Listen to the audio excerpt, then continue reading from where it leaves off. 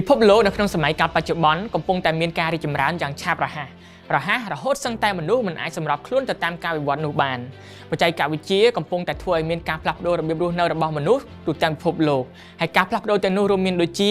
ការរស់នៅការធ្វើការការធ្វើដំណើរការគ្រប់គ្រងបរិស្ថាននិងការដឹកជញ្ជូនជាដើម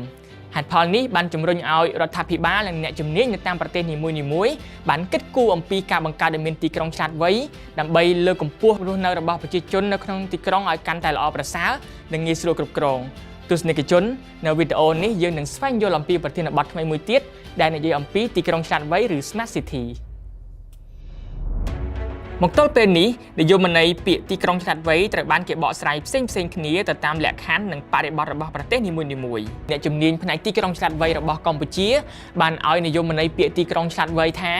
គឺជាទីក្រុងដែលមានលក្ខណៈគ្រប់ជ្រុងជ្រោយគ្រប់លក្ខណៈជាពិសេសគឺងាយស្រួលគ្រប់គ្រងនិងធ្វើឲ្យមានលក្ខណៈប្រសើរឡើងក្នុងការរស់នៅចំណែកការបំពាក់បច្ចេកវិទ្យាក្នុងទីក្រុងមិនស្មុគស្មាញពេកដែលអាចសម្របទៅនឹងស្ថានភាពជាក់ស្ដែងរបស់ប្រជាពលរដ្ឋរស់នៅទីក្រុងឆ្លាតវៃជាទូទៅបំពាក់ទៅដោយប្រព័ន្ធបច្ចេកវិទ្យាទំនើបដែលអាចដំណើរការដោយស្វ័យប្រវត្តិជាពិសេសគឺអនុញ្ញាតឲ្យទិន្នន័យនិងព័ត៌មានអាចដំណើរការនិងប្រស័យតាក់ទងគ្នាទៅវិញទៅមកគោលបំណងចម្បងនៃការបង្កើតនិងអភិវឌ្ឍទីក្រុងឆ្លាតវៃគឺដើម្បីលើកកម្ពស់គុណភាពរស់នៅរបស់ប្រជាជនទូទៅតាមរយៈការទាញយកផលប្រយោជន៍ពីបច្ចេកវិទ្យាទំនើបដែលមានស្រាប់យោងតាមសិភៅស្វែងយល់ពីបដិវត្តឧស្សាហកម្មទី4បានបង្ហាញថាប្រទេសសិង្ហបុរីគឺជាប្រទេសដែលជាប់ចំណាត់ថ្នាក់លេខ1ក្នុងចំណោមប្រទេសដែលកំពុងតែប្រើប្រាស់បច្ចេកវិទ្យាទីក្រុងឆ្លាតវៃហើយការវិតម្លៃនេះគឺផ្អែកទៅលើការវិនិច្ឆ័យចំនួន4ដែលមានដូចជាទី1ចលនាភាពទី2សេវាកម្មសុខាភិបាលទី3សុវត្ថិភាពសាធារណៈនិងទី4ផលិតកម្មហើយការវិតម្លៃនេះមានគោលបំណងក្នុងការលើកកម្ពស់គុណភាពក្នុងការរស់នៅនិងងាយស្រួលគ្រប់គ្រងទំនោរនេះបានទាញប្រទេសកម្ពុជានិងប្រទេសជាច្រើនទៀតនៅក្នុងតំបន់អាស៊ានឲ្យចូលរួមក្នុងកម្មវិធីនេះផងដែរ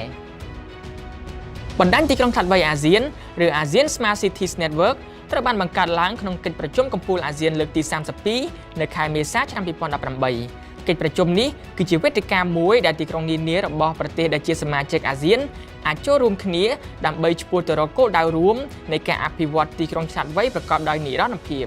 សម្រាប់កម្ពុជាយើងទីក្រុងចំនួន4ដែលមានដូចជាភ្នំពេញ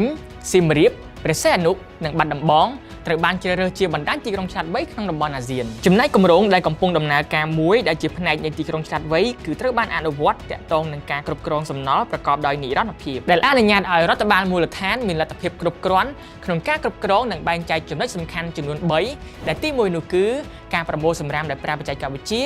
ទី2ការគ្រប់គ្រងក្រុមហ៊ុនប្រមូលសំរាមនិងទី3ការគ្រប់គ្រងការប្រមូលថ្លៃកាកសំណល់ពីប្រជាពលរដ្ឋនិងអាជីវករដោយប្រើបច្ចេកវិទ្យាបន្ថែមពីនេះបច្ចេកវិទ្យានេះក៏បានបង្ហាញអំពីពេលវេលាពិតប្រាកដនៅក្នុងការប្រមូលសំរាមនៅតាមផ្ទះនិងទីកន្លែងនានាផងដែរហើយបច្ចេកវិទ្យានេះក៏អនុញ្ញាតឲ្យប្រជាពលរដ្ឋអាចបង់ថ្លៃសំរាមឬសេវាកម្មសាធារណៈផ្សេងៗទៅតាមអ៊ីនធឺណិតទស្សនិកជនបន្ទាប់ពីបានស្វែងយល់លម្អិតអំពីប្រធានបទដែលនិយាយអំពីទីក្រុងឆ្លាតវៃនៅវីដេអូបន្ទាប់យើងនឹងស្វែងយល់អំពីប្រធានបទថ្មីមួយទៀតដែលនិយាយអំពីអនាគតនៃទីផ្សារការងារនៃឧស្សាហកម្មទី4